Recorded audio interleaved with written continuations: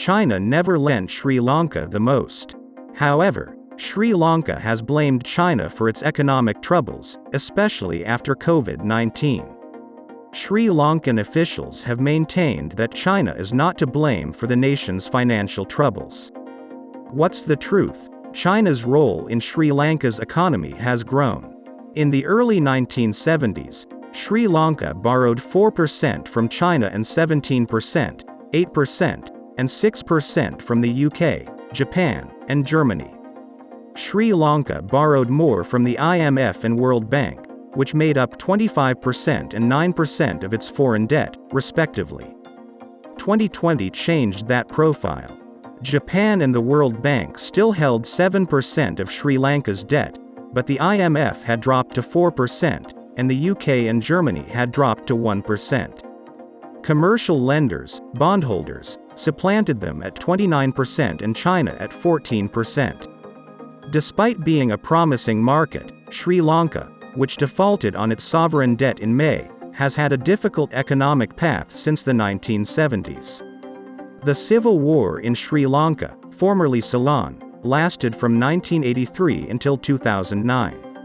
Sri Lanka's debt climbed steadily, mainly from the World Bank and Japan, and its debt-to-GDP ratio fluctuated depending on war growth. Economic growth was good, as poverty rates fell from 26.1% in 1990-91 to 15.2% in 2006-07. The Millennium Development Goal of halving national poverty by 2015 was on track. Sri Lanka, along with Bhutan, Laos, Kyrgyzstan, and Nepal, was deemed a serious concern in 2005 under the World Bank and IMF's new debt sustainability framework and eligible for debt relief through the Highly Indebted Poor Countries Initiative, HIPC, in 2006, but Colombo declined the relief due to its consistent growth. Sri Lanka did not ask China for debt relief either. As political tensions eased, the government raised debt and stimulated development to improve Sri Lanka's economy. A new shift began here, explaining some current dynamics. From 2007 onward, seeing growth in the agriculture, industrial, and tourism sectors, Sri Lanka presented itself as an exciting new destination for global investment. It borrowed more than ever in a reasonable attempt to convert growth into productivity through investment in infrastructure projects that had seemed impossible.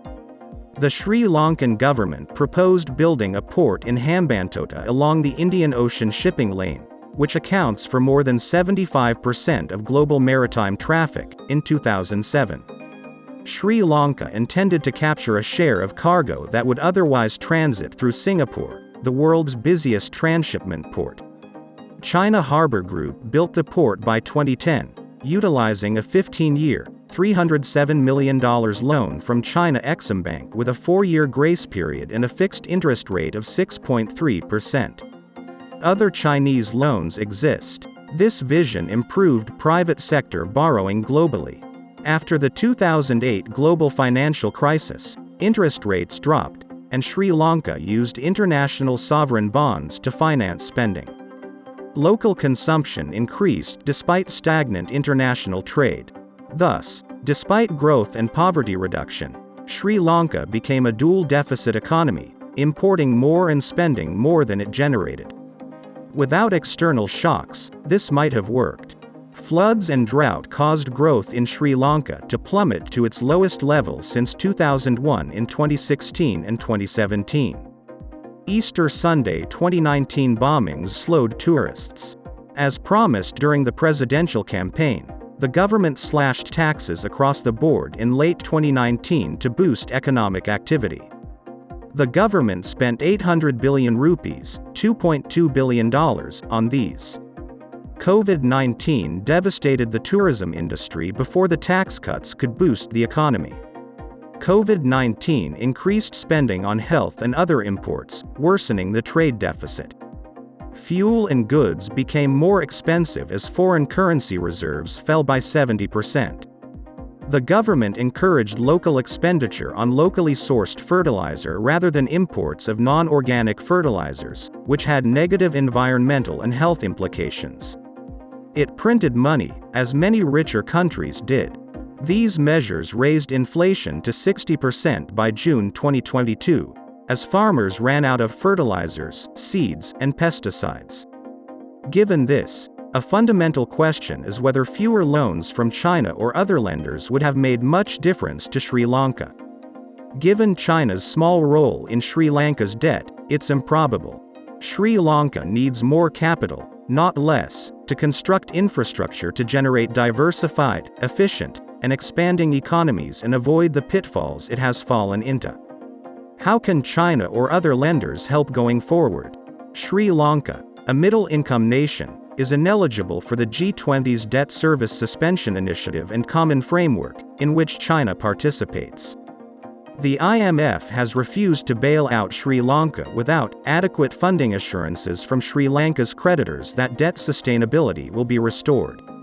Like the IMF's Zambia language, which is eligible for the Common Framework. The IMF's phrasing implies that it may bail out Sri Lanka if China agrees to restructure its debt to other creditors. However, an IMF bailout will present complications. The IMF has already advised Sri Lanka to cut spending and raise taxes.